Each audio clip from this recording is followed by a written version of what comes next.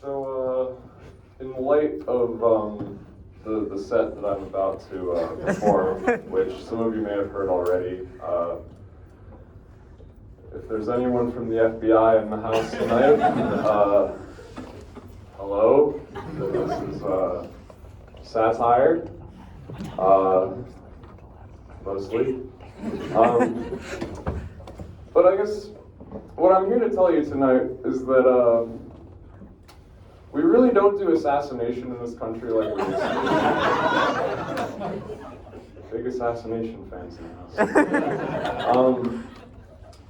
And kids today don't even realize. But I do. I know. Because I grew up in the 1970s. And back then, the greats were fresh in our mind.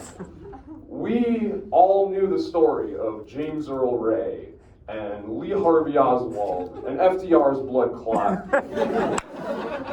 These guys were larger than life figures to us. They were like gods to us. We had their posters on our bedroom walls because they represented to us a fundamental truth about America, and that is that any one of us, regular, average, 100 IQ, freckle-faced, star-spangled, hard-working, God-fearing kids could just grow up and get a rifle and walk into history. And that is a beautiful feeling. That is a powerful feeling because we knew that any one of us could do something great. But towards the end of the decade, the wave started to ebb. You know, the winds were starting to blow in the other direction. And you could kind of feel it. You didn't want to believe it, but in the back of your mind, you knew it was happening. I'd say the moment when I knew it was happening was when Mark David Chapman shot John Lennon. Now, he could have shot John Lennon for any number of reasons, like hating the rich, or hating domestic abuse, or liking George better. But no, he shot John Lennon because Jesus told him he was the catcher in the rye. He couldn't even do edgy right. And so, you know, I was reading the reports and I was like, that's just kind of lame. What have we become?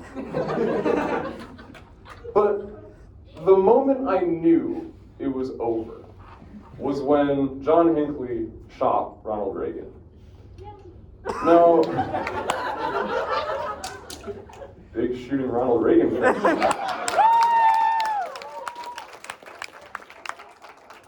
So, I'd like to digress for a moment and talk about Lee Harvey Oswald. Lee Harvey Oswald had chutzpah. Lee Harvey Oswald had brass balls. Lee Harvey Oswald hated capitalism and hated imperialism and hated American foreign policy so much that he read the newspaper, saw there was a presidential motorcade that day, and just went and shot the President of the United States of America. You can't beat that. You can't top that. That man fucked. But John Hinckley Jr. shot Ronald Reagan to impress a girl, and then he failed. It's really amazing what a difference the complicity of the CIA makes. So, I'm a little worried about this rising generation of Americans just coming of age now, because there hasn't been a big-ticket assassination in this country in decades. No matter how many people objectively deserve it. And so, kids today don't realize that any of them, with a little hard work and determination and unregulated firearms, can just change history all by themselves. And so the government has gotten soft.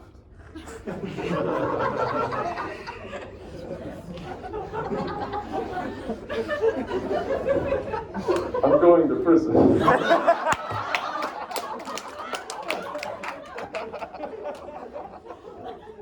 Or at the very least, I'm not flying anytime soon. But at any rate, for legal reasons, I must tell you, like, I'm going on record as saying, do not kill people. But if you do decide to kill people, do it for all the kids watching at home who will see it happen on their TV screens and go, yeah. Thank you very much. Now, I have a flight to catch and some calls to make.